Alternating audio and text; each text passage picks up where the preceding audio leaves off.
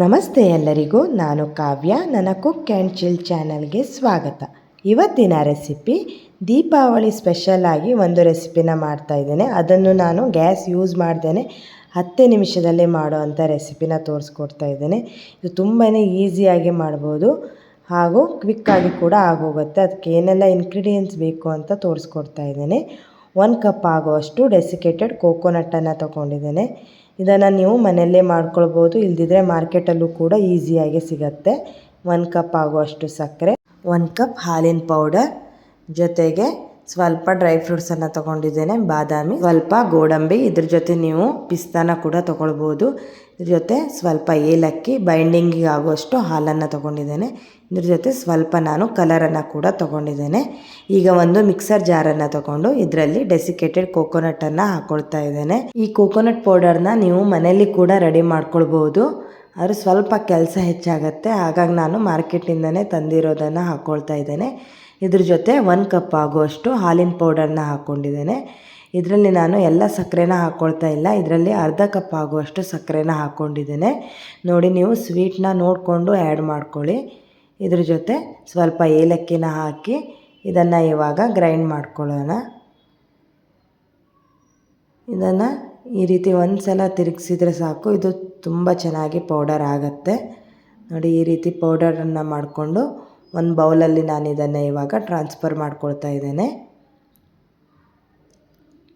ಇದ್ರ ಜೊತೆ ಇವಾಗ ಇದಕ್ಕೆ ಬೈಂಡಿಂಗಿಗೆ ಎಷ್ಟು ಬೇಕೋ ಅಷ್ಟೇ ಹಾಲನ್ನು ಹಾಕ್ಕೊಂಡಿದ್ದೇನೆ. ಒಂದೇ ಸಲ ಎಲ್ಲ ಹಾಲನ್ನು ಹಾಕ್ಕೊಳ್ಬೇಡಿ, ಇದಕ್ಕೆ ತುಂಬ ಹಾಲಿನ ಅವಶ್ಯಕತೆ ಬೀಳಲ್ಲ.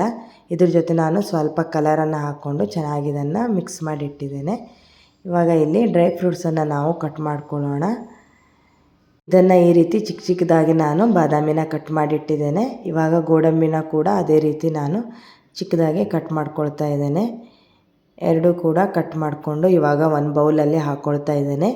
ಇದ್ರ ಜೊತೆ ನಾವು ಮೊದಲೇ ರೆಡಿ ಮಾಡಿಟ್ಟಿರೋ ಈ ಕೋಕೋನಟ್ ಮಿಕ್ಸರನ್ನು ಕೂಡ ಹಾಕಿ ಇದನ್ನು ಚೆನ್ನಾಗಿ ಮಿಕ್ಸ್ ಮಾಡ್ಕೊಳ್ತಾ ಇದ್ದೇನೆ. ಈ ರೀತಿ ಮಾಡೋದ್ರಿಂದ ಡ್ರೈ ಫ್ರೂಟ್ಸಿಗೆ ಒಂದು ಬೈಂಡಿಂಗ್ ಚೆನ್ನಾಗಿ ಸಿಗುತ್ತೆ, ಹಾಗಾಗಿ ಹಾಕ್ಕೊಂಡಿದ್ದೇನೆ. ಇದ್ರ ಬದಲು ನೀವು ಖರ್ಜೂರನ ಹಾಕ್ಕೊಂಡು ಕೂಡ ಮಾಡ್ಕೊಳ್ಬೋದು, ಅದು ಕೂಡ ತುಂಬ ಚೆನ್ನಾಗಿ ಆಗುತ್ತೆ.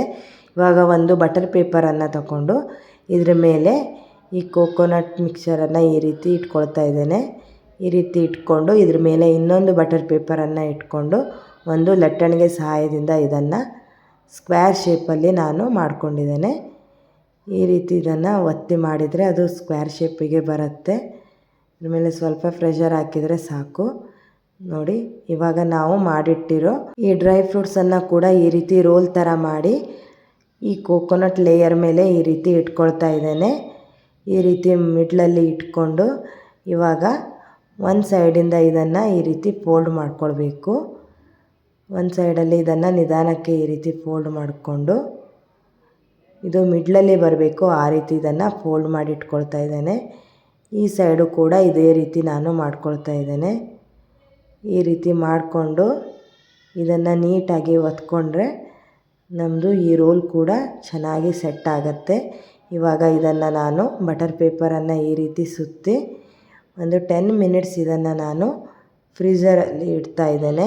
ಇದು ಸ್ವಲ್ಪ ಸೆಟ್ ಆಗಬೇಕು, ಅದಕ್ಕೋಸ್ಕರ ಇದನ್ನು ನಾನು ಫ್ರಿಜ್ಜಲ್ಲೇ ಇಡ್ತಾ ಇದ್ದೇನೆ.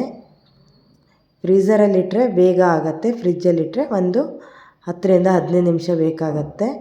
ಇವಾಗ ಇದು 15 ನಿಮಿಷ ಆಗಿದೆ. ಇವಾಗ ನೋಡಿ, ನಮ್ಮದು ರೋಲ್ ಕೂಡ ತುಂಬ ಚೆನ್ನಾಗಿ ಸೆಟ್ ಆಗಿದೆ. ಈ ರೀತಿ ನಾವು ಫ್ರಿಜ್ಜಲ್ಲಿಟ್ಟು ಅದನ್ನು ನಂತರ ಕಟ್ ಮಾಡಿದರೆ ಇದು ತುಂಬಾ ನೀಟಾಗಿ ಕಟ್ ಆಗುತ್ತೆ. ನಾವು ಡೈರೆಕ್ಟಾಗಿ ಕಟ್ ಮಾಡಿದರೆ ಅದು ಸೆಟ್ ಆಗಿರಲ್ಲ, ಹಾಗಾಗಿ ಮಿಡ್ಲಲ್ಲಿ ನಾವು ಹಾಕಿರೋ ಡ್ರೈ ಫ್ರೂಟ್ಸು ಉದುರು ಹೋಗುತ್ತೆ. ಹಾಗಾಗಿ ಒಂದು 15 ನಿಮಿಷ ಇಟ್ಟರೆ ಸಾಕು, ಇದು ತುಂಬಾ ಚೆನ್ನಾಗಿ ಸೆಟ್ ಆಗುತ್ತೆ. ಕಟ್ ಮಾಡಲಿಕ್ಕೂ ಕೂಡ ತುಂಬ ಈಸಿಯಾಗಿ ಕಟ್ ಮಾಡ್ಕೊಳ್ಬೋದು, ಅಷ್ಟು ನೀಟಾಗಿ ಬರುತ್ತೆ ಇದು. ನೋಡಿ, ಎಷ್ಟು ಕಲರ್ಫುಲ್ಲಾಗಿ ಕಾಣಿಸ್ತಾ ಇದೆ. ಇವಾಗ 10 ನಿಮಿಷದಲ್ಲಿ ಮಾಡುವಂಥ ನಮ್ಮದು ಈ ಸ್ವೀಟ್ ಡಿಶ್ ಕೂಡ ರೆಡಿಯಾಗಿದೆ. ಇದೇ ಕೋಕೋನಟ್ ಡ್ರೈ ಫ್ರೂಟ್ಸ್ ಬರ್ಫಿ. ಇದನ್ನು ನಾವು ತುಂಬಾ ಈಸಿಯಾಗಿ ಮಾಡ್ಕೊಳ್ಬೋದು. ಈ ದೀಪಾವಳಿ ಹಬ್ಬಕ್ಕೆ ಏನಪ್ಪ ಸ್ವೀಟ್ ಮಾಡೋದು ಅಂತ ಯೋಚನೆ ಮಾಡ್ತಾಯಿದ್ರೆ ಈ ರೆಸಿಪಿನ ಒಂದು ಸಲ ಟ್ರೈ ಮಾಡಿ. ನೋಡಿದ್ರಲ್ಲ, ಎಷ್ಟು ಈಸಿಯಾಗಿ 10 ನಿಮಿಷದಲ್ಲಿ ಮಾಡೋ ಅಂಥ ಈ ಸ್ವೀಟ್ ರೆಸಿಪಿ ಕೂಡ ರೆಡಿಯಾಗಿದೆ. ಇದನ್ನು ನೀವು ಈ ಸಲ ದೀಪಾವಳಿಗೆ ಮಾಡಿ ನಿಮ್ಮ ಫ್ಯಾಮಿಲಿ ಜೊತೆ ದೀಪಾವಳಿನ ಇನ್ನಷ್ಟು ಸ್ಪೆಷಲ್ಲಾಗಿ ಆಚರಿಸ್ಕೊಳ್ಳಿ. ನಿಮಗೇನಾದರೂ ಈ ರೆಸಿಪಿ ಇಷ್ಟವಾದರೆ ಪ್ಲೀಸ್ ಇದನ್ನು ನಿಮ್ಮ ಫ್ಯಾಮಿಲಿ ಫ್ರೆಂಡ್ ಜೊತೆ ಶೇರ್ ಮಾಡಿ, ಸಬ್ಸ್ಕ್ರೈಬ್ ಮಾಡ್ಕೊಳ್ಳಿ ಹಾಗೂ ಕಮೆಂಟ್ ಕೂಡ ಮಾಡಿ. ಆದಷ್ಟು ಬೇಗ ಇನ್ನೊಂದು ಒಳ್ಳೆಯ ರೆಸಿಪಿಯೊಂದಿಗೆ ಸಿಗೋ ತನಕ ನಿಮಗೆ ಧನ್ಯವಾದಗಳು.